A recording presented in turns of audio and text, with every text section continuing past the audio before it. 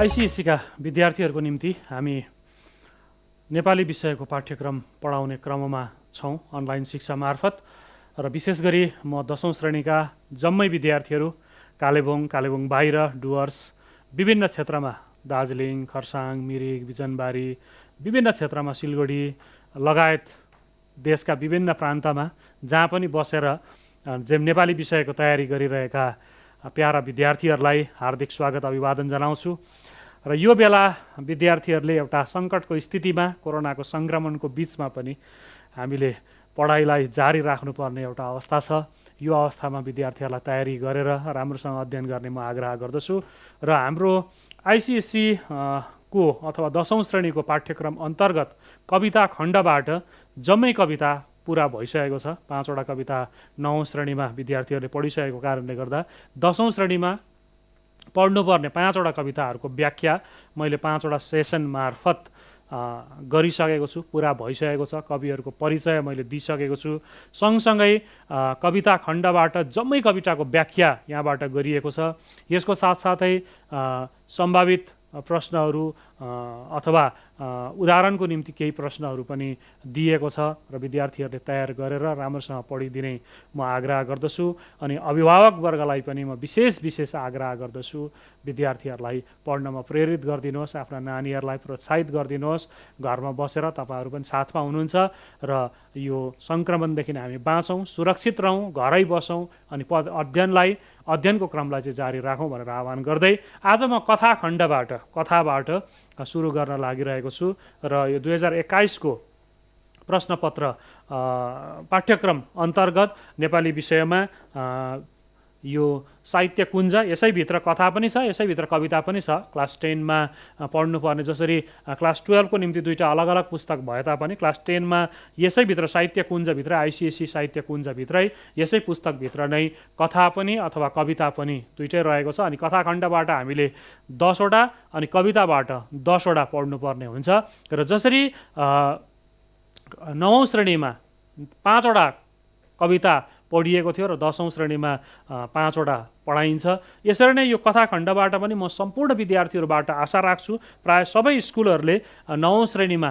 5 वटा कथा सायदै पढेर अथवा पढाएर सकेको मलाई अनुभव हुन्छ र विशेष गरेर अछारा रसिकको औँठी कथा, इन्द्रबहादुर राईको चपरासी कथा, तार चुडिएको सारङ्गी जसयोञ्जन प्यासीको कथा, परशुराम रोकाको मृत्युकै मुखेन्जी अनि बद्रीनारायण प्रधानको सङ्गत, यो 5 वटा कथा पढाइसकिएको छ र 10औं श्रेणीमा पढ्नुपर्ने कथाहरूमध्ये मटिल्दा राईको जिउँदो लास, शिवकुमार राईको माछाको मोल, सानु लामाको ज्योति बिनाको उज्यालो, इन्द्र सुन्दासको गाडीमान अनि एमएम गुरुङको जीवन यात्रामा, यी 5 वटा कथाहरू हामीले क्लास 10 मा अथवा 10औं श्रेणीमा पढ्नुपर्ने हुन्छ र म आज विद्यार्थीहरूलाई मटिल्दा राईको जिउँदो लासबाट सुरु गर्छु अनि क्रमिक रूपमा एक एकवटा कथाको संक्षिप्त सार अथवा व्याख्या अथवा कथासार बताउँदै जानेछु र विद्यार्थीहरूलाई यो 10 वटा कथा तयारी गर्नुपर्ने हुन्छ बोर्ड इक्जामको निम्ति।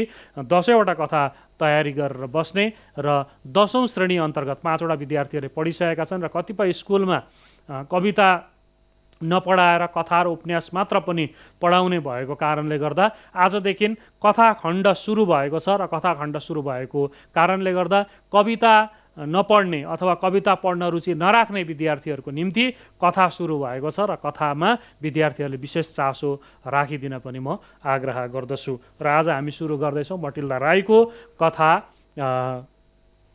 जिउँदो लास। यो कथा आज हामी पढ्छौँ। पार्ट 6 मा मटिल्दा राईको कथा जिउँदो लास अथवा जिउँदो कसरी लास हुन्छ है। लास भनेपछि त मृत हो, मृत शरीरलाई हामी लास भन्छौँ, जो मरिसकेको छ, जसको प्राण गइसकेको छ त्यसलाई हामी लास भन्छौँ। तथापि यहाँनिर यो कथाको शीर्षक दिएको छ जिउँदो लास। भन्नुको तात्पर्य हो बाँचेर पनि व्यर्थको बचाइ अथवा अर्थहीन बचाइ अथवा मानसिक रूपमा शारीरिक रूपमा शिथिल भइसकेको अवस्था, मानसिक रूपमा पनि शारीरिक रूपमा पनि शिथिल भइसकेको, केही गर्न नसक्ने अवस्था, एकोरिसकेको एउटा अवस्था अथवा बाँच्नुको कुनै औचित्य नै नरहेको जीवन, बाँच्नुको कुनै औचित्य नै नरहेको जीवन, जुन जीवनलाई यहाँनिर मटिल्दा राईले जिउँदो लास शीर्षक दिएकी छन्। यो कथामा अथवा जिउँदो लास शीर्षक कथामा दुईजना पात्रहरू हामी पाउँछौँ,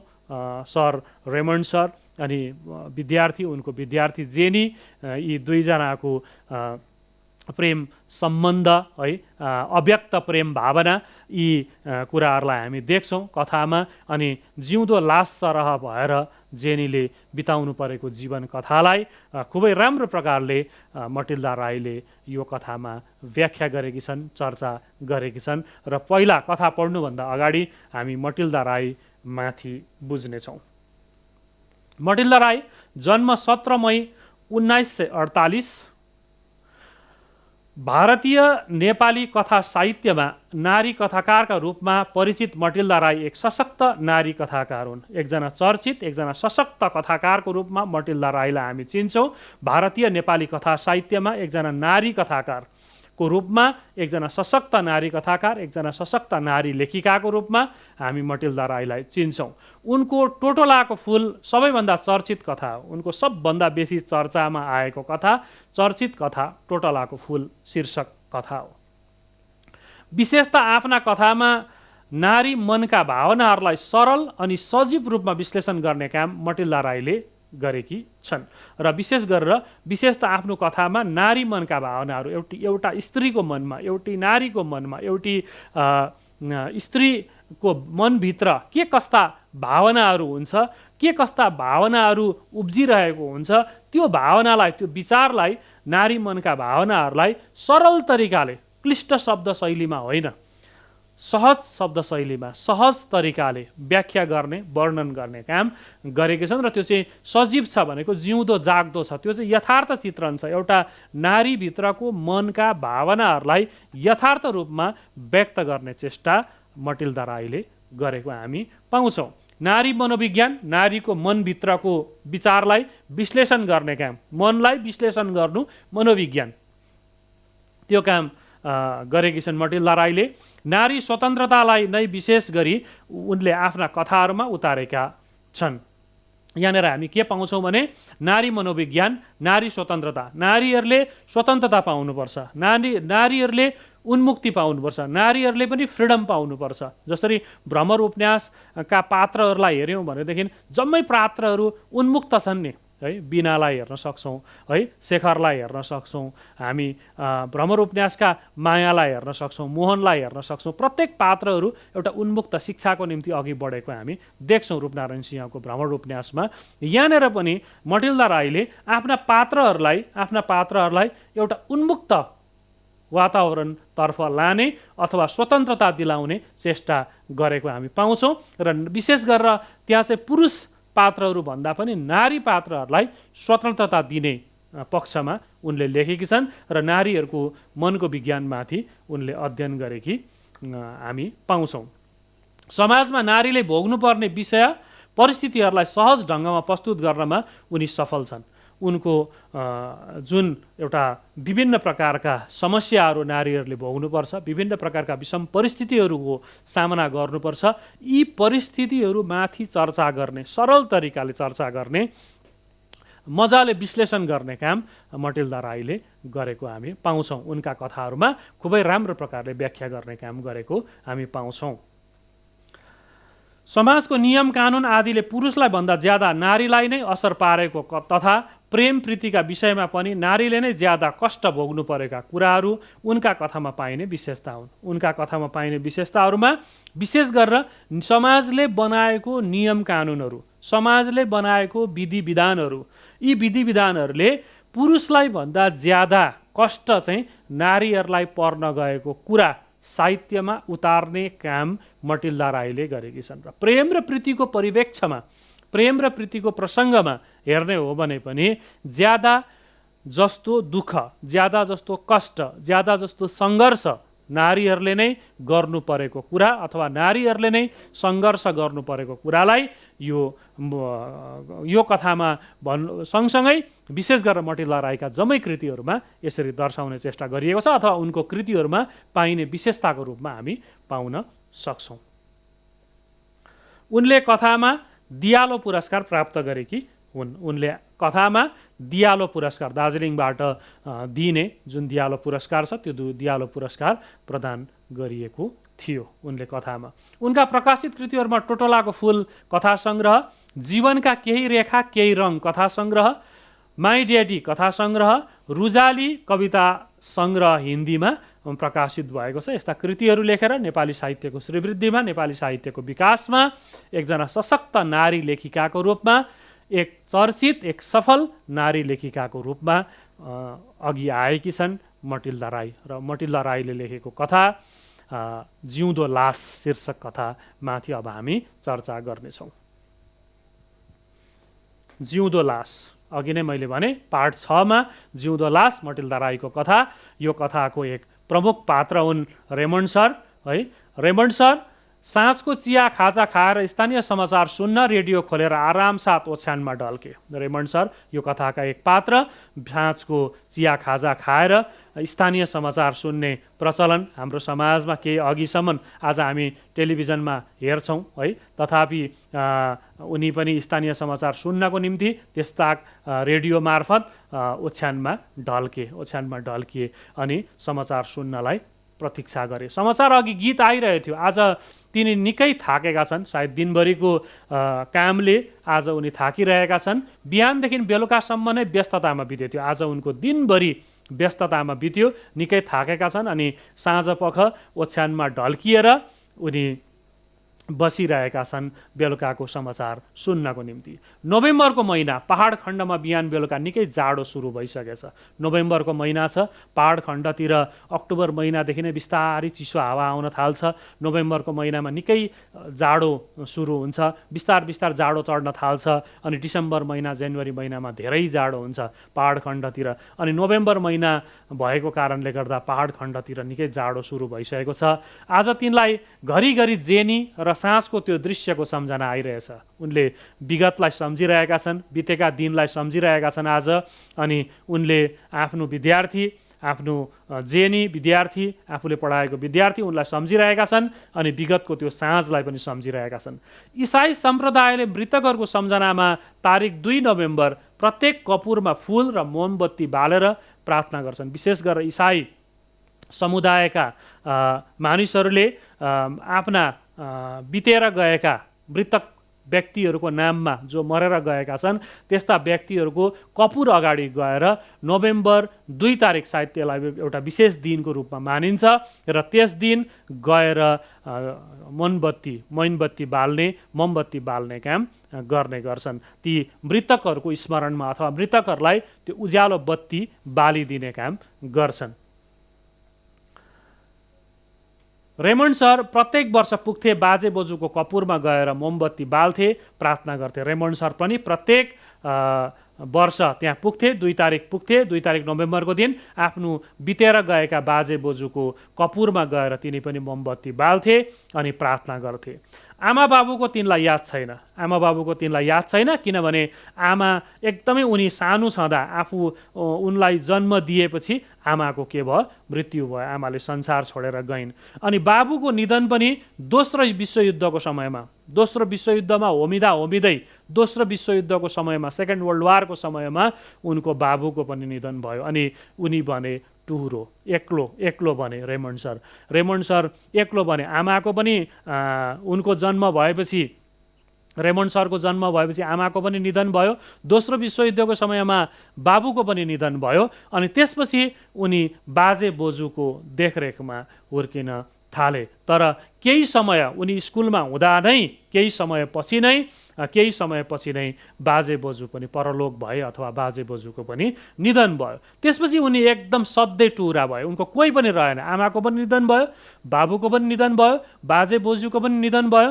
त्यसपछि उनको कोही पनि रहेन, परिवारका सदस्यहरू सबैको निधन भएपछि उनी एक्लो भए। त्यसपछि उनी एउटा किरायको घरमा, भाडाको घरमा बस्न थाले अथवा भाडाको घर छोडेर तिनी मिसनरी होस्टेलमा बस्न थाले। त्यसअघि उनी भाडाको घरमा बस्थे। त्यो भाडाको घरमा बसिरहेको एक्लो व्यक्ति भएपछि उनले मिसनरी फादरहरूको सिस्टरहरूको कुनै एउटा होस्टेलमा गएर उनी बस्न थाले। अनि पढ्नमा राम्रो केटा, रेमन्ड सर मेधावी विद्यार्थी थिए। मेधावी भनेको एकदमै पढ्नमा राम्रो तेज विद्यार्थी भएको कारणले गर्दा फादरहरूले उनलाई निशुल्क शिक्षा, फ्री एडुकेसन दिए, उनलाई निशुल्क शिक्षा दिए, मुफ्त शिक्षा दिए, पैसा लागेन, उनले पैसा तिर्नु परेन, उनलाई फ्री एडुकेसनको निम्ति अथवा निशुल्क शिक्षाको व्यवस्था गरियो। अनि पछि शिक्षा सकेर आफै पढेको स्कुलमा शिक्षक भए। पछि जब उनको पढाइ सकियो, पढाइ सकेपछि उनलाई ल्याएर आफै पढेको स्कुलमा काम दियो अथवा त्यहाँकै उनी शिक्षक बने। जेनी स्कुल पढ्थे, त्यो जुन स्कुलमा उनी काम गर्थे त्यही स्कुलमा जेनी स्कुल पढ्थे। आइतबार चर्चपछि आफ्नो काका पढ्ने कहाँ निस्किन्थे। आइतबारै पछि जेनी स्कुल पढ्दै गरेकी एक विद्यार्थी थिए। आइतबार चाहिँ चर्च पछाडि, आइतबार चर्च गएपछि जेनी चाहिँ आफ्नो काका पढ्नेकोमा जान्थे। रेमन्ड सर पनि प्राय त्यहाँ जान्थे। प्राय काका पढ्ने कहाँ, जेनीको काका पढ्नेको घरमा रेमन्ड सर पनि जाने गर्थे। त्यसरी तिनीहरूको दुईजनाको भेटघाट भयो, परिचय आदान प्रदान भयो, चिनाजाना भयो। स्कुल जाँदा आउँदा पनि रेमन्ड सर त्यो काकाको घरमा निस्किन्थे, त्यहाँ भेट हुन्थ्यो, जेनी पनि त्यहाँ जान्थे। यसरी परिचय आदान प्रदान भयो, यसरी भेटघाट भयो। केटाकेटी स्वभाव भए कि जेनीलाई जिस्काउन रेमन्ड खुब मजा लाग्थ्यो। स्वस्थ शरीर, निर्दोष र पवित्र अनुहार, है, एकदम स्वस्थ हेल्दी थिए जेनी, एकदम स्वस्थ शरीर थियो, है, निर्दोष भनेको कुनै दोषरहित अनि एकदम उज्यालो सफा पवित्र अनुहार जेनीको थियो। लामो कालो बाक्लो केस दुईपट्टि बाटेको। उसलाई देख्दा रेमन्ड सरलाई जेनी मेरी बहिनी हुनु नि जस्तो लाग्थ्यो। रेमन्ड सरले सम्झिन्थे यो जेनी चाहिँ मेरो बहिनी भइदिएको भए कति राम्रो, कति निर्दोष, कति पवित्र अनुहार लिए कि जेनी मेरो बहिनी हुनु नि, मेरो परिवारमा कोही पनि छैन, मेरो परिवारकै एक सदस्य हुनु नि जस्तो उनलाई लाग्थ्यो। आफ्नै बहिनी भइदिनु नि जस्तो उनलाई लाग्थ्यो। जेनीको आँखा जहिले पनि हाँसिरहेका हुन्थे। तार्किकताले भरिएको जेनीका कुरा सुन्दा उनलाई झन् जिस्काउन मन लाग्थ्यो। तर्क गर्ने स्वभाव, अथवा कुनै कुरा भनेपछि त्यसको उत्तर दिइहाल्ने, तार्किकता भनेको तर्क गर्ने शक्ति भएकी, है, बोल्ने त्यो क्षमता भएकी जेनीको उज्यालो अनुहार, हँसिलो अनुहार उनी देख्थे। अनि जेनीलाई देख्दाखेरि, तार्किक स्वभाव भएकी जेनीलाई देख्दाखेरि रेमन्ड सरलाई घरिघरि जिस्काउन मन लाग्थ्यो। जेनी कहिले रातो गाला पारेर घरबाट खाजा खाएर दगुर्दै स्कुल गइरहेकी हुन्थे, कहिले साथीहरूसित वर्षाका पानीमा भिज्दै किताबको झलामा छाता ओढाएर हिँडिरहेकी हुन्थे, कहिले स्कुलबाट फर्कँदा क्याटिसले चान खेल्दै आउँदै गरेकी, कहिले बेरिङ गाडीमा कुदिरहेकी, कहिले सडकमा साना केटाहरूसित फुटबल खेलिरहेकी, कहिले क्यामुनाको रुखमा चढेर कराइरहेकी, सर क्यामुना खानुहुन्छ। र यसरी चञ्चल प्रवृत्तिको, है, निर्दोष चञ्चल प्रवृत्तिको थिए जेनी। अनि केटाकेटीसँग खेलिरहेको, उफ्रिरहेको, पानी झरीमा भिजिरहेको स्वाभाविक रूपले हामी हाम्रो बाल्यकाललाई कल्पना गर्न सक्छौँ। हाम्रो बाल्यकाल, हाम्रो बाल्य जीवन अथवा विद्यार्थी जीवन हामी कल्पना गर्छौँ। जसरी हाम्रा विद्यार्थी नानीहरू, तिमीहरू आफ्नै जीवनलाई कल्पना गर्न सक्छौ। आफ्नो जीवन, विद्यार्थी जीवन एउटा सुनौलो जीवन मानिन्छ। यो जीवन खुब हामी मजा गर्छौँ, है, रमाइलो गर्छौँ विद्यार्थी जीवनमा। अनि जेनीले पनि यसरी नै खुबै आनन्दको जीवन व्यतीत गरिरहेको यहाँबाट हामी बुझ्छौँ। अथवा मटिल्दा राईले खुबै राम्रो प्रकारले सजीव चित्रण, जेनीको जीवनको सजीव चित्रण यो कथामा गरेको हामी पाउँछौँ। अनि त्यो क्यामुना, सानो सानो त्यो फल, जुन फल छ जङ्गलमा अथवा विभिन्न प्रकारले मान्छेले बगैँचामा पनि लगाएको हामी देख्छौँ। क्यामुना त्यो फल फलिरहेको, पाकिरहेको, अनि त्यो बोटमा टिपेर जेनी आफू पनि खान्थे ती साथीहरूसँग। अनि सरलाई पनि क्यामुना खानुहुन्छ सर भनेर सोध्थे। स्कुल सकेपछि फेरि जेनीलाई रेमन्ड सरले देखेनन्। जेनी पढ्दै गर्दा नै रेमन्डले बिहा गरे। स्कुल सकेपछि त्यस पछाडि चाहिँ कहिले पनि जेनीलाई रेमन्ड सरले देखेनन् अनि जेनी स्कुल पढ्दै गर्दा नै रेमन्ड सरले विवाह गरे, आफ्नो दाम्पत्य जीवन सुरु गरे उनले। केही वर्षपछि एक दिन रेमन्डले चर्चबाट निस्किँदै गरेका देखे, दुब्ली पहेँली। रेमन्ड सर छक्क परे, सोधे पनि पहिलाको त्यो तार्किकता चञ्चलता उसमा केही थिएन। केही वर्ष पछाडि एक दिन रेमन्ड सरले चर्चबाट निस्किँदै गरेको देखे, चर्चबाट जेनी निस्किँदै गरेको देखे, तर जेनीको पहिलाको स्वरूप, पहिलाको चञ्चल, तार्किक, राम्रो, सुन्दर, स्वस्थ शरीर आज केही पनि देखिएन। त्यो जेनीमा एकदमै परिवर्तन आएको उनले देखे। दुब्ली पहेँली है जेनी। अनि रेमन्ड सर छक्क परेर सोधे, तर उसकोमा त्यो तार्किकता पनि थिएन, पहिला जस्तो तर्क गर्ने है, कुनै कुरा सोध्यो भने त्यसको फट्टै उत्तर दिइहाल्ने त्यस्तो स्वभाव पनि आज देखिएन। अनि उसमा त्यो चञ्चलता पनि देखिएन, चञ्चल प्रवृत्तिकी जेनी थिए त्यो पनि उसमा देखिएन। प्रश्नको उत्तरमा आँखा झुकाएर त्यसै मात्र भनेर हिँडे, सोद्धाखेरि त्यसै मात्र भनी, बाँकी उसले अरू कुरा केही पनि भनिन। त्यो जेनीको छाया जस्तो मात्र लाग्यो थियो रेमन्ड सरलाई। पहिलाको जेनी, स्वस्थ जेनी, निर्दोष जेनी, पवित्र अनुहारको जेनी, एकदमै राम्रो है, चञ्चल तार्किक स्वभावको जेनी र आजको जेनी, आजको दुब्ली पातली पहेँली भइसकेको जेनीमा एकदमै फरक उनले देखे, एकदमै फरक देखे। केवल त्यो जेनीको छाया जस्तो मात्र उनले देखे। छक्क पनि परेथे। धेरै वर्षपछि एकजना अन्तरङ्ग साथीबाट थाहा पाए, अन्तरङ्ग भनेको खुब मिल्ने साथीबाट उनले थाहा पाएथे जेनीले रेमन्ड सरलाई असीम प्रेम गर्थे। धेरै वर्ष पछाडि यो कुरा रेमन्ड सरले थाहा पाए, उसको जेनीको खुब मिल्ने साथीबाट यो कुरा थाहा पाए कि जेनीले मनभित्रै रेमन्ड सरलाई खुबै माया गर्न थालिसकेकी थिए। तर त्यो माया थियो अव्यक्त, व्यक्त गर्न सकेकी थिएन उसले। त्यो आफ्नो प्रेमका उद्गारहरू उसले व्यक्त गर्न सकेकी थिएन। उसको मनमा थियो असीम प्रेमको भावना थियो। उस रेमन्ड सरलाई मनभित्रबाट माया गर्थे, चाहना थियो। रेमन्ड सरसँग जीवन बिताउने उसको चाहना भइसकेको थियो। रेमन्ड सरलाई देख्दा देख्दा उसको मनभित्र रेमन्ड सरप्रति असाध्य आघात प्रेम जागृत भइसकेको थियो। तर त्यो प्रेमको भावना उसले व्यक्त गर्न सकेकी थिएन। त्यो अव्यक्त प्रेमको भावनाले नै जेनीलाई अन्तमा गएर दुब्ली बनायो, पातली बनायो, एकोरो बनायो अनि जिउँदो लास सरह बनायो। यहाँबाट हामी देख्छौँ रेमन्ड सरले विवाह गरिसकेपछि जेनीको जीवनमा परिवर्तन आयो। जेनीको जीवनमा यस्तो खालको परिवर्तन आयो कि जेनी जिउँदो लास सरह भएर बाँची। यहाँबाट हामी देख्न सक्छौँ। रेमन्ड सरको विवाहको कुरा सुनेदेखि नै जेनी बिमार हुन थालेकी थिए। जब रेमन्ड सरले विवाह गर्ने कुरा आयो त्यति बेलादेखि नै जेनी बिमार हुन थालेकी थिए। भित्रभित्रै घुन लागे जस्तो भएकी थिए। घुन लाग्नु भनेको त्यो सानो कालो किरा, जसरी त्यो चामलमा अथवा खाद्य पदार्थहरू घरमा राखेको धेरै दिन राखिरहेको छ भने त्यसमा घुन लागिरहेको हुन्छ, त्यो खाएर त्यसले त्यो भित्रभित्रै खाएर चामलका दानाहरू खोक्रो बनाइदिन्छ घुनले।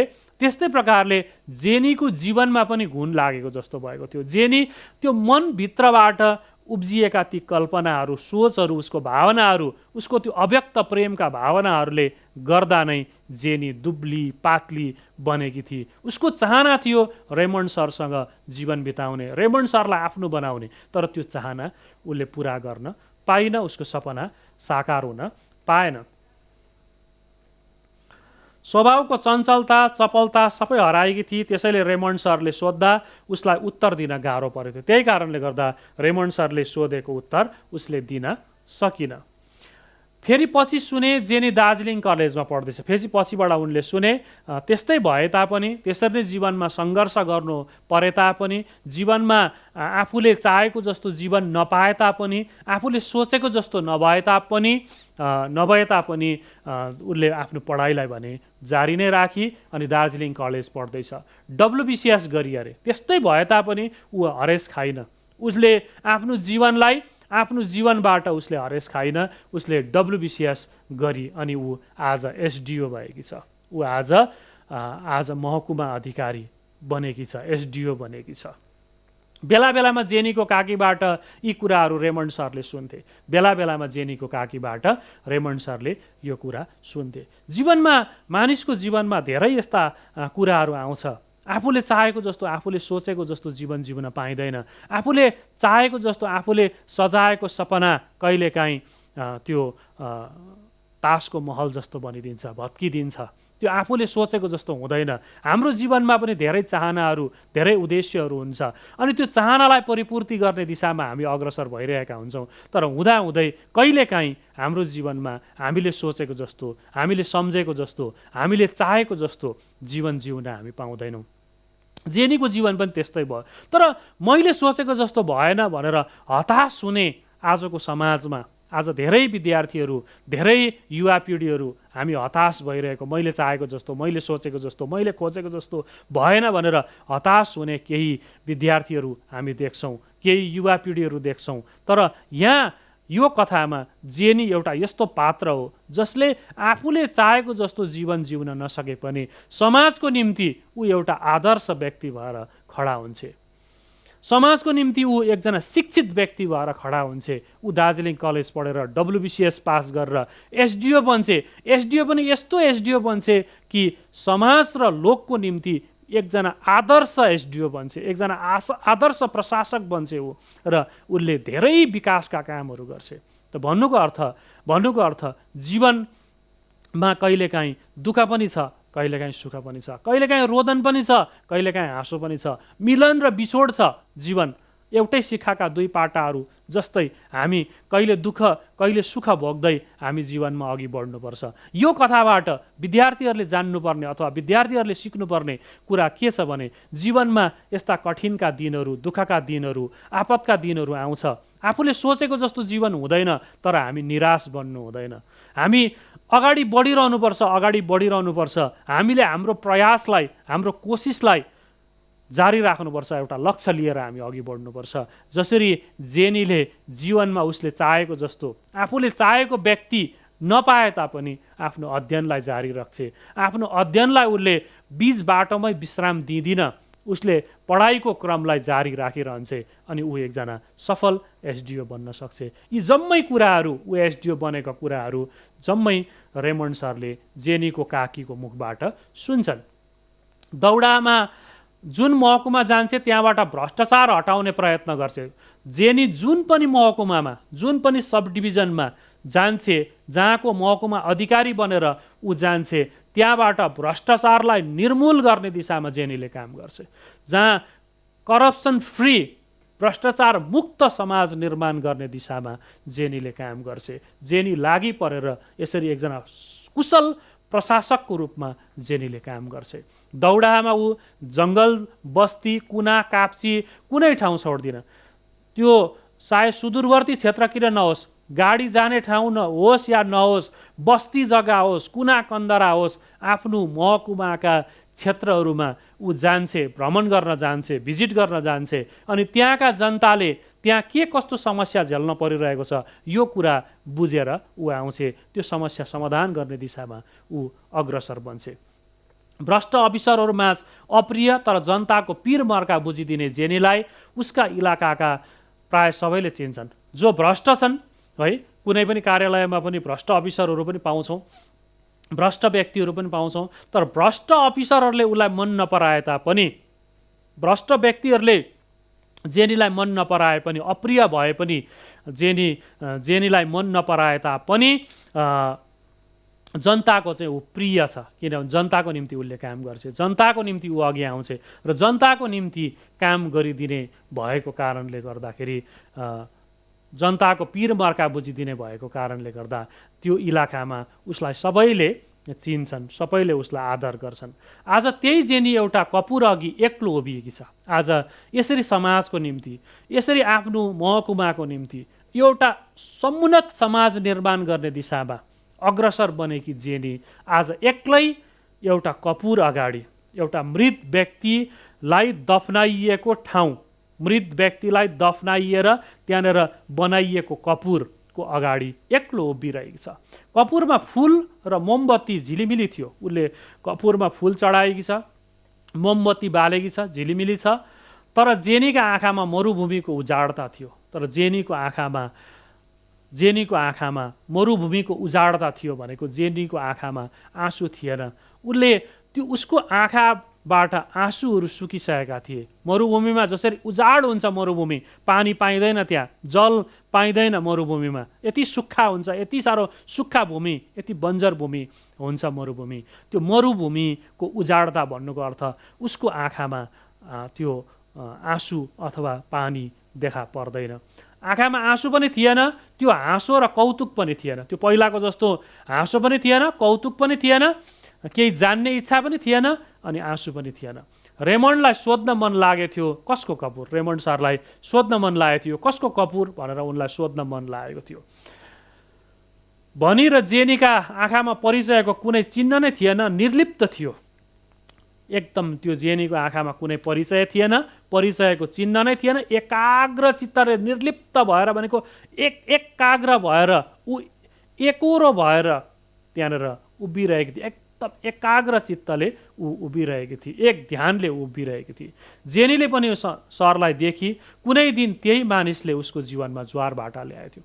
जेनीले पनि आफ्नो सरलाई देखी कुनै पनि दिन, कुनै पनि विगतमा, कुनै पनि एक दिन आफ्नो जीवनमा एउटा तरङ्ग, आफ्नो जीवनमा एउटा उतार चढाउ सृष्टि गर्ने काम उनै सरले गरेका थिए, उनै रेमन्ड सरले गरेका थिए।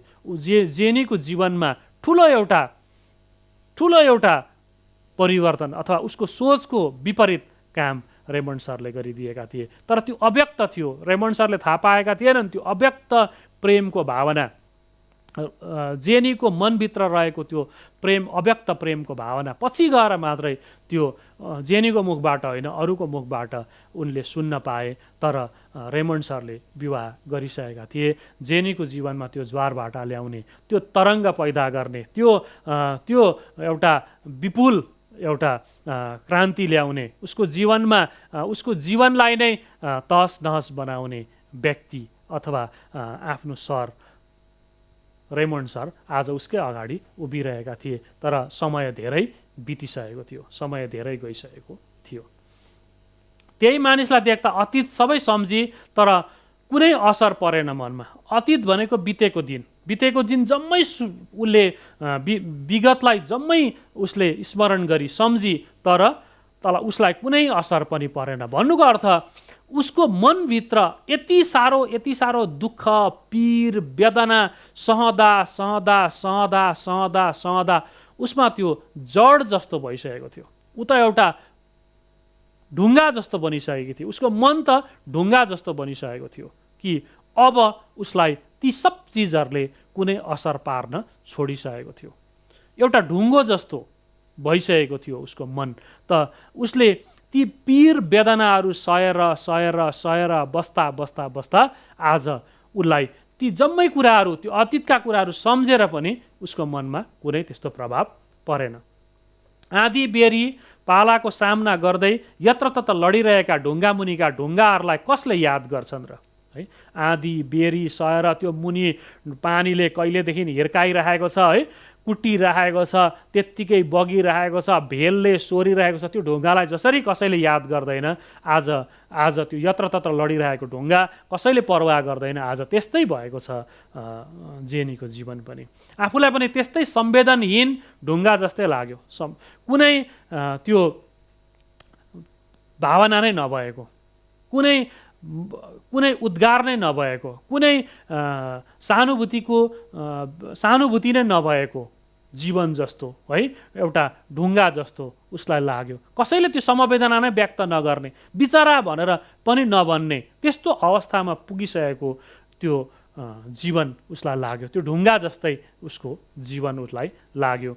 जेनीलाई मृतहरूको माझमा एउटा जिउँदो लास, त्यो मृतहरूको अगाडि, कपुरको अगाडि उभिएर आज मोमबत्ती र फुल चढाएर ऊ उभिरहेको छ, त्यो अगाडि उभिरहेको छ। तर त्यो मृतहरूको माझमा उसलाई पनि एउटा जिउँदो लास जस्तो लाग्यो। यो कथाको शीर्षक जिउँदो लास छ। र यहाँनिर जेनी आफूलाई नै जिउँदो लास सम्झन्छे, किनभने उसको चाहना, उसको इच्छा, उसका रहरहरू, उसका उद्देश्यहरू पुरा हुन पाउँदैन, उसको भावना अव्यक्त नै रहन्छ, आफ्ना मनका पीर र वेदनाहरू उसले व्यक्त गर्न भन्न सक्दिन। रेमन्ड सरलाई खुब चाहन्थे ऊ, तर चाहना हुँदै पनि उसले भन्न नपाई, उसका मनका प्रेमका कथाहरू सुनाउन नपाई, त्यो विचारहरू भावनाहरू रेमन्ड सरको अगाडि व्यक्त गर्न नपाई रेमन्ड सरले विवाह गरिदिएको कारणले गर्दा आज जेनी आजसम्म पनि बसिरहेकी छ, तर जिउँदो लास जस्तो भएर बसिरहेकी छ। उसले अरू कुनै परपुरुषसँग विवाह पनि गरिन। यसरी आफूलाई जिउँदो लास जस्तो राखेर ऊ बसेकी छ। तथापि ऊ एक पक्षबाट हेर्नु भने एउटा शिक्षित, एक कुशल, एक आदर्श प्रशासकको रूपमा हामी देख्छौँ। जीवनमा दुःख, कष्ट, वेदना सहेर पनि मान्छे अघि बढ्न सक्छ, आफ्नो लक्ष्यमा पुग्न सक्छ, आफ्नो उद्देश्यमा पुग्न सक्छ भन्ने कुरा मटिल्दा राईले यहाँ देखाएकी छन्। र यहाँबाट हामी विद्यार्थीहरूलाई पनि यो सन्देश दिन चाहन्छौँ, अथवा युवा पिँढीलाई पनि यो सन्देश दिन जरुरी छ कि हाम्रो जीवनमा यस्ता दुःखका दिनहरू, यस्ता सङ्घर्षका दिनहरू, यस्ता कठिनका परिस्थितिहरू धेरै आउँछ हाम्रो जीवनमा पनि, तर त्यसलाई सङ्घर्ष गरेर अघि बढ्न सक्नुपर्छ। हामीले सोचेको जस्तो, हामीले चाहेको जस्तो, हामीले सम्झेको जस्तो जीवन हामी पाउँदैनौँ। धेरै असुविधाहरू हाम्रो जीवनमा आइलाग्छ।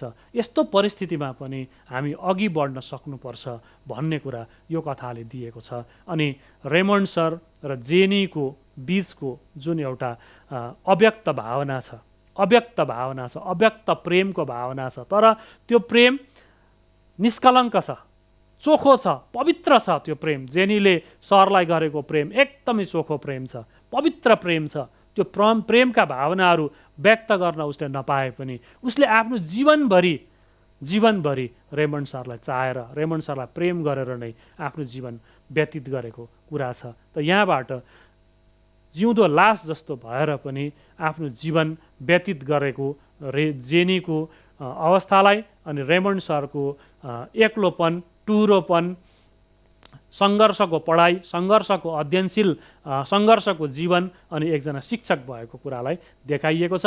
यस कथाका मूल पात्रहरू यिनै दुईजना हुन्, रेमन्ड सर अनि जेनी, र जेनी एकजना सफल प्रशासक भएको कुरालाई पनि हामी देख्न सक्छौँ, बुझ्न सक्छौँ। यसबाट पनि अघिल्लो सेसनहरूमा जसरी कवितामा मैले बताएँ त्यसरी नै कथामा पनि कुनै एउटा पङ्क्ति दिएको हुन्छ, कथाको कुनै एक भाग निकालिएको हुन्छ, त्यहाँबाट प्रश्न सोधिएको हुन्छ, त्यसको प्रश्नको उत्तर विद्यार्थीहरूले गर्नुपर्ने हुन्छ र कथालाई राम्रोसँग पढ्ने। छोटो छ यो कथा है, छोटो छ, यो 2 पृष्ठ आदि जस्तो मात्रै छ यो कथा, एकदमै छोटो कथा छ। यो कथालाई राम्रोसँग पढ्ने, मटिल्दा राईको परिचयलाई राम्रोसँग अध्ययन गर्ने अनि प्रश्नहरू माथि राम्रोसँग तयारी गर्ने म विद्यार्थीहरूलाई आग्रह गर्दछु। कथा मैले विस्तारपूर्वक विद्यार्थीहरूलाई बताइदिएको छु र आगामी कथाहरू सायद यसरी लाइन बाई लाइन बुझाइरहन असुविधा हुन्छ होला। म कथासार अथवा कथाको मूल भावहरू बताउँदै जानेछु। यो छोटो कथा भएको कारणले गर्दा मैले प्रत्येक लाइनमाथि व्याख्या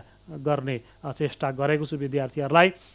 विद्यार्थीहरूले यो कथालाई बुझेर राम्रोसँग तयारी गरेर घरमा राम्रोसँग अध्ययन गरेर यो लकडाउनको समयमा, यो कोभिडको महासङ्क्रमणको समयमा पनि घरै बसेर अध्ययन जारी राख्ने आग्रह गर्दै आजको सेसनबाट म बिदा लिन चाहन्छु।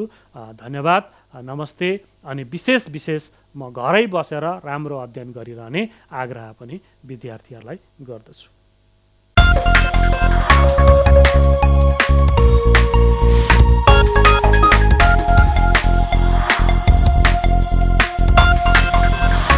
Hello students, welcome once again to today's session.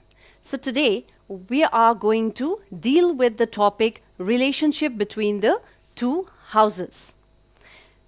So before that, have a look at the screen. Let's discuss on how a bill becomes a law. Now, here on the screen you can see the procedure of how a bill becomes a law. Now first, a bill is introduced in one of the houses. Okay? A bill gets introduced in one of the houses, and then in that first house, with the first, second, and third reading, the clauses, the various points of the bills are debated. It is discussed if amendments or certain changes have to be made, it is done, and after that it is passed by the House. Now when the first House passes the bill, it moves on to the second House.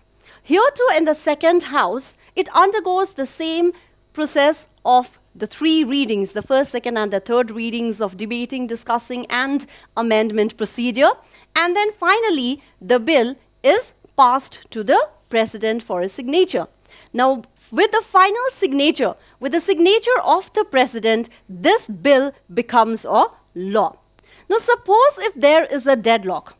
If there is a deadlock between the two houses regarding any bill, then it is resolved in joint sitting of both the houses. Okay? So in this way, the bill getting passed from the first house to the second house and finally to the President for his signature, after that the bill becomes a law. Okay, now let us discuss on the topic relationship between the two houses. So here we have various subheadings. Whenever we have to discuss, if we want to discuss the relationship between the two houses, we have to deal with the various subheadings. Now, just a brief introduction to you all. When we are considering the relation between the Lok Sabha and the Rajya Sabha, it is said that the Lok Sabha always has an upper hand. Okay, the Lok Sabha has more power than the Rajya Sabha. Why? Because Lok Sabha represents the people. We had learned earlier that Lok Sabha members are directly elected by the people, whereas the Rajya Sabha members, they are indirectly elected, and the Rajya Sabha represents the Council of States. Therefore, Lok Sabha is more powerful than the Rajya Sabha. Okay, let's deal the various points now. The first one is the legislative. The legislative, which has been based under ordinary bills and money bill. Now, what is this ordinary bill and money bill? Ordinary bills are the simple bills, okay, which is not involved with money in any way. Whereas the money bill is a bill which is related to money. Let's say, for example, the expenditure of the government, the annual budget, the taxes, the finance. So they are related to the money bill. And the simple bills which are not involved with money, they are the ordinary bills. Now here, in the relation between the two houses, first one, regarding the ordinary bill, the ordinary bill can originate in either house of the parliament. It can be introduced in the Lok Sabha, or it can be introduced in the Rajya Sabha. And this bill, as we had done earlier, when a bill has to pass in both the houses in order to become a law. So therefore here, regarding ordinary bill also, it has to be passed by both the houses in order to become a law. Okay? Regarding the ordinary bill, it originates in either house. It can originate in any house. It can be introduced, the ordinary bills can be introduced in any house of the parliament, and it has to be passed by both the houses of the parliament. But if there is a deadlock, regarding a bill between the two houses, then it is resolved in a joint session with the speaker in the chair. Then since the Lok Sabha members are more in number as compared to the Rajya Sabha, since the members of the Lok Sabha are more in number, therefore it is the will of the Lok Sabha that prevails over the Rajya Sabha. Okay, so that was relating to the ordinary bill. Moving on to the next one, that is the money bill. Now, money bill, please note that money bill originates only in the Lok Sabha. It does not originate in the Rajya Sabha. Money bill is introduced only in the Lok Sabha, which means that the Rajya Sabha has no power regarding a money bill. Now, the only thing that a Rajya Sabha can do is to delay the bill for 14 days. Okay, the Rajya Sabha can only delay the money bill for 14 days, after which it is deemed to have been passed by both the houses, and then it goes to the president for his signature. So here we get the idea that under the legislative matter, it is the Lok Sabha which is more powerful than the Rajya Sabha. Moving on to the next one, the next point, number 2, that is control over the executive. We had learnt that the parliament controls the executive because the members of the parliament, they have the right to ask questions using the question hour, which we had done earlier. And the members of the parliament brings in various motions, okay, like the vote of no confidence, the cut motion, etc. Now, we had done in the previous class that when a vote of no confidence is passed, the government has to resign. So here, if a vote of no confidence is passed in the Rajya Sabha, it does not oblige the government to resign. Okay? But a similar vote of no confidence passed in the Lok Sabha makes the government obligatory to resign. So you can see here too, of the control over the executive also, you can see that the Lok Sabha is more powerful than the Rajya Sabha.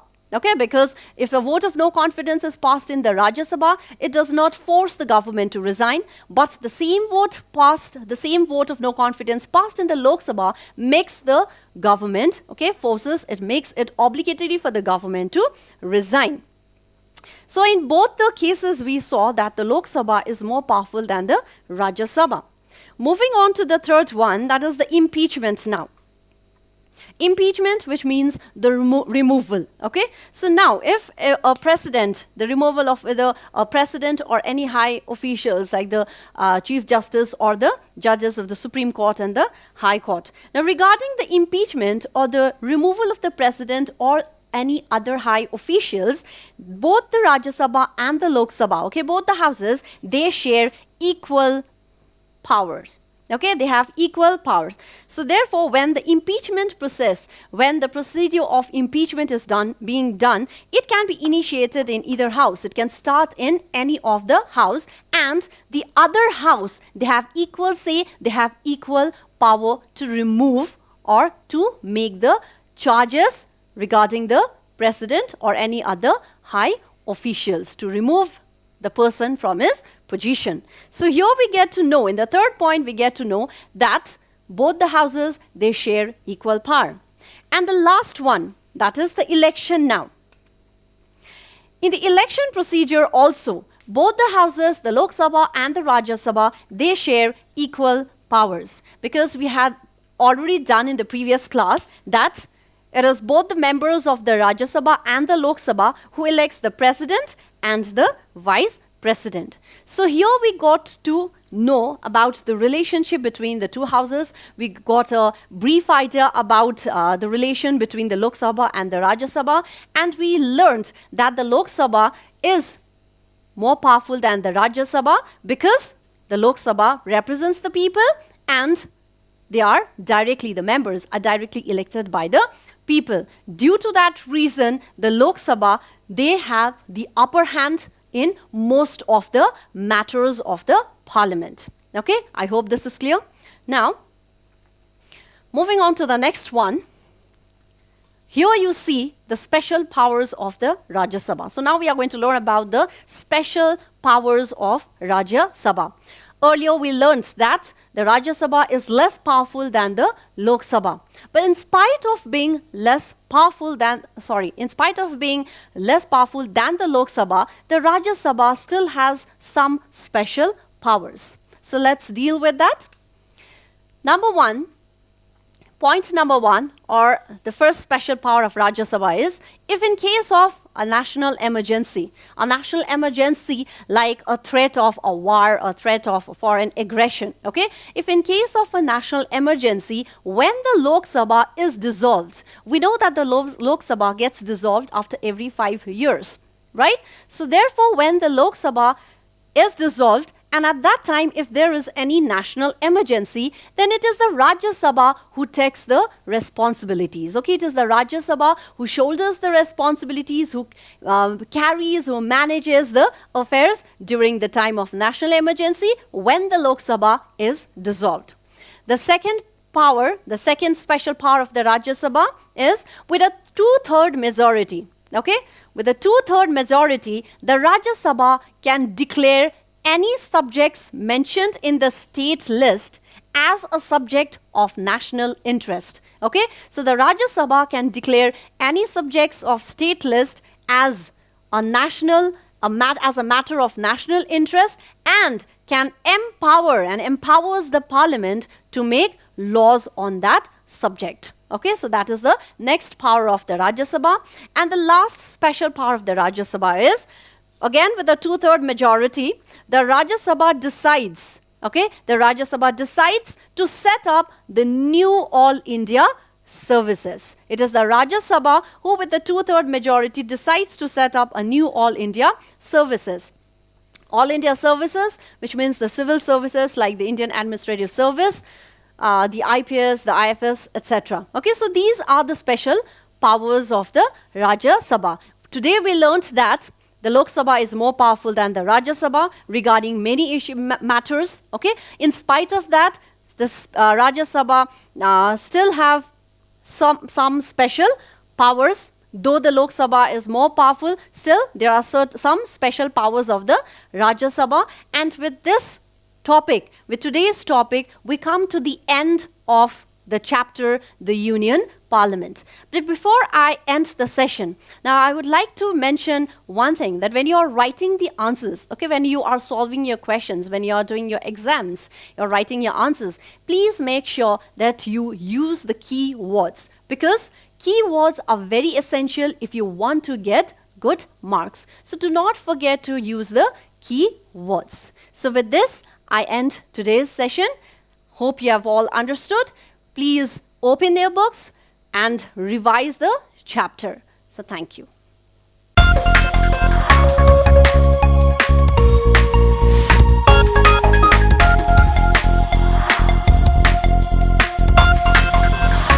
Hello everyone. Today I'm here to continue with the chapter on natural vegetation. In the last class, I discussed about what is natural vegetation, and apart from that, what are the factors that affect the natural vegetation, what are the different type of vegetation seen around in our country, and definitely we have done on what are the like there are two characteristics on based on which the vegetation has been distinguished or categorized, like variation in the amount of rainfall and variation in the relief features. So I've already discussed about what are the different vegetation, okay, and what are the factors affecting it with the names. And as I've already told you, I'll be giving you the table format so that you can study in a more organized manner, right? So the characteristic features of the different vegetation, the climatic condition. Climatic condition means the amount of rainfall variation and the temperature variation, the species and the varieties, the different varieties which you find in the different vegetation type, okay, and of course the areas means where are they normally found. Their characteristics also I've already discussed in the last class. Now this we come to a very important point over here, that is interrelationship between relief and climate in determining the natural vegetation. Now, if you look at the vegetation type in India, as we see, okay, it looks colorful, right? It looks colorful, as well as the variety of trees, the variety of the vegetation that you see in our country is very, very vast, because starting from the high mountains, from the mountain forest, mixed forest, deciduous forest, we have the tropical evergreen forest, we have the thorn and scrub forest. Then apart from that, we have the desert and semi-desert vegetation. So relief plays a very important role in determining the natural vegetation. So first I'm discussing about this. what is the interrelationship? Okay, because relief and climate are interdependent on each other in determining the natural vegetation of our country. So here we see the relief means in the high mountains, like in the very high hilly regions in the mountains, if you see, the type of vegetation is completely different from that you see in the plains. Because in the high mountains, let me talk about in the hilly regions or in the very high mountainous regions, you find more of the coniferous variety of trees. Coniferous variety means if you look at it, you find that most of these trees are the structure cone-shaped, okay, which means to say that they cannot stand the load of the snow. So what happens?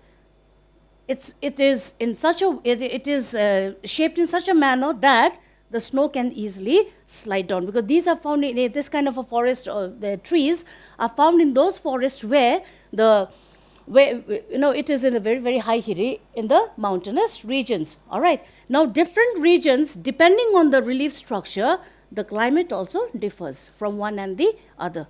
Like in the very high mountainous region, as you know, the climate is also different. In the sub-Himalayan region, in the plains, in the coastal areas, wherever, in any part of the country, we're talking about our country, in any part of our country, starting from the high mountains to the plains, to the coastal plains, to the plateaus, you find different kind of natural vegetation. The characteristics are different, okay? So, depending on that, if you look at it, that is why, as I said, let me just tell you that this is a very important point where we talk about the interrelationship between relief and climate, right? That determines the natural vegetation. Now, we move on with the next one, that is forest resources. Now, there are plenty, abundant resources in our country. Most important is like forest resources. The first important one, let's say over here, it's written as a natural wealth, or it's also called the collective wealth of our country, right? Now, forest resources over here, as we talk about the forest resources, let me just read it out for you from here, all right? As such, the term natural resources means the collective wealth of our country, and these forests are one of the most important natural resources of our country. Very, very important, right? Now, unfortunately, like for a tropical country like India, the forest cover should be on a, like at least a certain percentage of the entire country should be under forest cover. But at present, what is happening is there has been indiscriminate cutting or felling of the trees, a lot of massive deforestation, and the overall reason, the reason behind it is the growing population. Because of the growing population, what is happening? More area, forest area is being cut down, felling of the trees, a lot of massive deforestation taking place, and they are using that particular land for either for agricultural purpose, either for construction purpose, or for buildings, all right? So, the forests have been depleted. They have been destroyed, or they have been depleted on a large scale. Now, see, we cannot call any resource without it coming to some kind of a use for human beings. So, forest also, as such, the timber should be used, the felling of the trees, yes, it is required. But apart from that, a replacements like, for example, for deforestation, it could be afforestation. So these are things which we need to keep in mind. Now, the consequence of all this, the forest, like the natural resources been depleted, one of the reason, as I said, is the growth in population, because more area has been brought under construction of agricultural land, is been converted, all right? And of course, one normally they relate to example is that of the practices in the northeastern hill region, that is the practice of jhuming or the practice of shifting cultivation, okay? Now, apart from that, I've already told you the depletion of the forest cover, all right, uneconomical, you can say, the uneconomical depletion of the forest cover on a large scale, massive scale, all right, without even thinking about next to be done for that particular area, which would be devoid of all these forest cover and vegetation. That is called deforestation, okay? And it has brought about, on a very large scale, the deterioration of both flora and fauna. For vegetation, apart from that, even the animals, because you know that the forests is the habitat for the wildlife, animals, birds, insects, whatever, all right? On a, let's say, altogether, we discuss that particular manner. So, all right, and the products and uses, as you know, there are plenty. Now, apart from that, now the next one that we move on is preventive measures. What are the preventive measures to be adopted? To be adopted in order to restore or to retain the forest, especially in a tropical country like India. Forest cover is a must. A very large, at least a certain percentage should be covered, but not even 50% of what is required is being done in our country. Okay. Now, the first one over here is Van Mahotsava.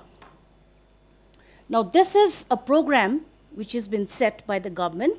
Now, every year during the monsoons, that is during the month of July, normally, okay, plantation program is set up by the government for each and every government offices, okay, where they need to go for plantation of the saplings. One means, as you know, in general term, it's forest, and Mahotsava means it's like a festival, okay, it's like a program, it's a program, so it's referred to as the Van Mahotsava, that is one. Apart from that, afforestation, here, afforestation, okay. So what is afforestation? As I've already told you, we've discussed this earlier also. Afforestation means the planting of saplings in areas where there is no vegetation cover. So saplings are planted, okay, in order to, in order to bring about again the, let's say, area under forest cover. Reforestation is done in even those intense area where deforestation has been done on a very, very large scale, which needs immediate attention. So that is reforestation, okay. And the last one over here, just few I've done, Chipko movement. Now, this particular movement was a national news, right? This Chipko movement, where in the northern part of India, okay, at a place called Reni, where the women saved the trees at the cost of their lives, right? They hugged the trees and did not allow the felling of the trees. And it was a movement which took place in the year 1974. So this particular movement, from the word Chipko means, like, in general term as we call it, Chipko means just to stick onto something, okay. So they hugged the trees and they said that we would not allow anyone to cut down the trees, and if they had to do that, they had to do at the cost of their lives. So it was a very, very, it was a mass movement that took place in the year 1974, which is known as the Chipko movement. Apart from this, I'll just relate to, again, I just told about the shifting agriculture, all right.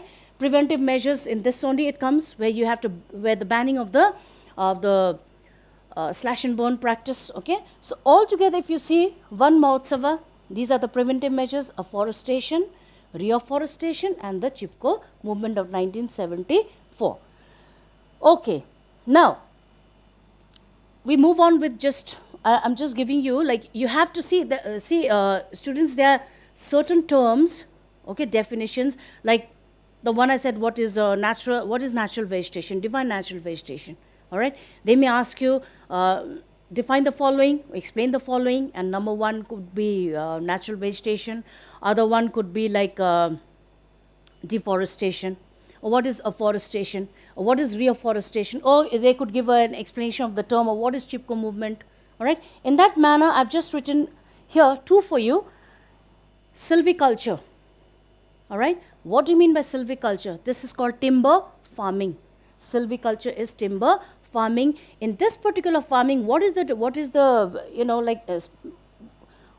all about? Silviculture, which means where the same varieties, same species of trees are grown, like the saplings are planted, and they mature at the same time together. The time taken is the same. And the most important thing about silviculture is a clear cutting can be made at one time. Like in case of the evergreen forest, in the last class I told you, evergreen forest, it is not economically exploited. Why? The main reason is because they are found in mixed stands. The same variety of tree is not found in that particular area. Maybe one or two, again you need to move to another part of the forest to find the same variety, again to another part. So what happens? The transportation and all these things, okay, these factors play a very important role. So what happens is it becomes difficult for the felling of the trees, and they are found in very, very close stands. All right. Now, so silviculture is actually practiced where the saplings are planted at the same time, they mature together, and then a clear cutting can be made. A clear cutting can be made. Again, another set of saplings. All right. Now, see, it's a renewable resource. Let me just tell you, since I'm just, just wanted to highlight upon it. Forest resources, if you see, these are renewable resources. A tree is felled, again a sapling, it can grow. But look at the time. The time taken takes a very, very long time for. It's not like seasonal plant or something like that. You know that it takes a very long time for its growth, so that the timber can be used, or it can be used for further industrial purposes or for whatever purposes. All right. So in that case, it requires a lot of time. So that is why conservation of forest is very, very important. It's necessary, a necessary step that should be taken. All right. Then another one over here, we've done silviculture. Now here it is fire line. This you see in the topographical map also, in the survey map, where, all right, the symbol of a fire line is two set of broken lines.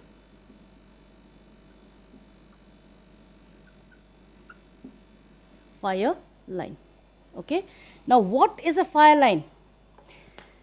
This kind of a thing, it's, this fire line is seen in very dense forest, okay, where approximately, you cannot say exactly, but approximately 5 meter wide path is left in between the forest, in very dense forest. All right, a 5 meter wide path, approximately 5 meter wide path is left without any vegetation, a space in the forest, and this is done in order to prevent forest fire spreading from one part of the forest to another. Now, forest fire can be either by human negligence, or it could be naturally also. Naturally means lightning strikes. That is one. And another thing is due to human negligence. Okay, because of human negligence, maybe, the forest could catch a fire. So, in this one, the fire line is approximately a 5 meter wide path that is found in the forest area and very dense forest region, which is devoid of any vegetation. There's no vegetation. This particular strip of land is left empty, so that if there's a forest fire from one side, this could protect the fire spreading to another part of the forest. So that is why, that is what is a fire line. Okay. Now, so these are certain definitions. Please remember definitions of silviculture, or definition of Van Mahotsav, or definition of Chipko movement, or it could be definition of fire line, or what is conservation, or what is afforestation or deforestation. So these are certain terms. Remember to please note it down, so that you will learn the definitions. So sometimes they ask you for explanation of the term or define the following terms. You may get one or two.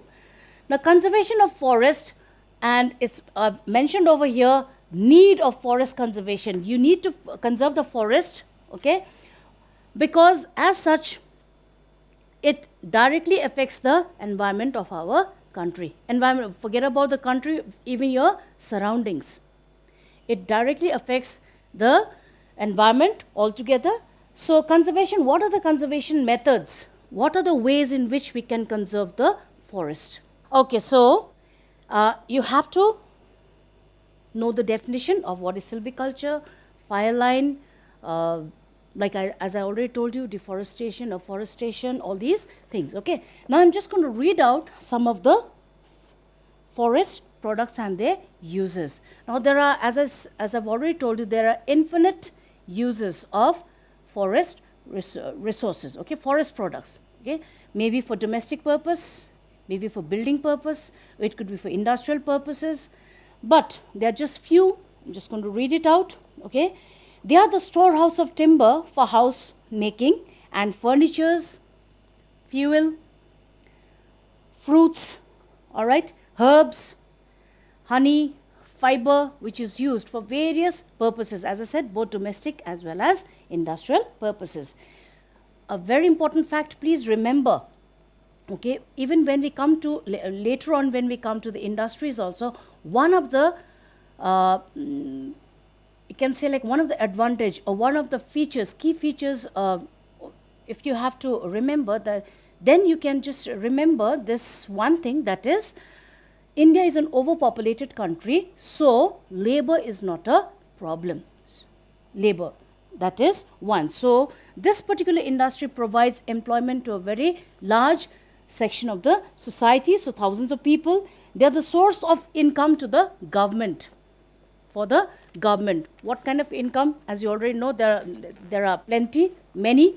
All right, they provide raw materials to many industries. For example, the paper industry, paper industry that gets its raw material from the forest, all right, from the trees. Many other products altogether, they provide shelter for wildlife and a sanctuary to the birds. It helps, very important is, it helps in maintaining the ecological balance. As I already told you earlier also, regarding the balance in the environment, environmental factor, all right, which is dependent on the forest. So if you know, like even when you look at it, when you go to certain places, the areas which are more, which has got more forest cover, or let's say there are more and more trees grown, you find that those areas are much more cooler compared to open areas. Now, one of the fact is that trees release water vapor, it provides shade, and it traps the water also, moisture laden winds together. All right. So there are so many factors when you look at it, that is the forests are found to be much more cooler compared to open areas. Right. Now it prevents, another thing is forest prevents soil erosion, because wherever there are more of forest cover, you'll find that those areas are less prone to landslides.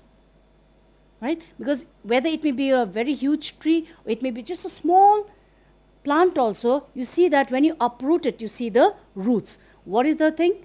What is the main key feature about a root is that it holds the plant together upright, and it also holds the soil together. So more forest cover means it is holding the soil, preventing it from landslides or preventing it from soil to get eroded. Right?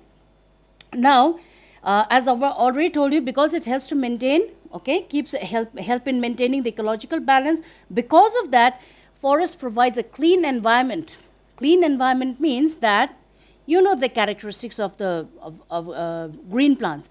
During the day, especially, they take in the carbon dioxide and they release oxygen, which means fresh air. Right?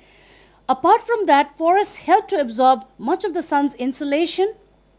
I hope you understand what's insolation. Insolation means the incoming solar energy. Heat and light that we get during the day is insolation, incoming.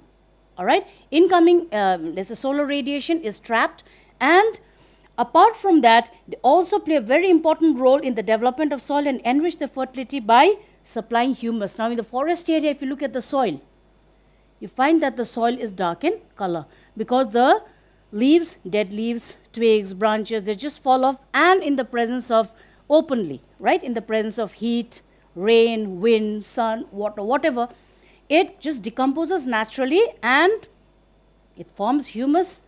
In the previous classes also I've told you, like humus, which is not a mineral but it's purely organic in nature, which adds fertility to the soil. So the soil which is found in the forest region are dark in color, and it comprises of humus, right?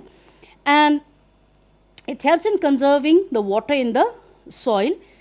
It also checks, forest also checks wind erosion. It helps to check wind erosion, especially in desert and semi-desert regions where the velocity of the wind is very, very high. Strong winds that blow, so it acts as a speed breaker, right? So these are some of the forest products and their uses. I'll be continuing with the remaining part of it, and as I've already told you that you'll be getting the table format of the different vegetation with the characteristics and all that for you all to study. So till then, stay safe, and thank you.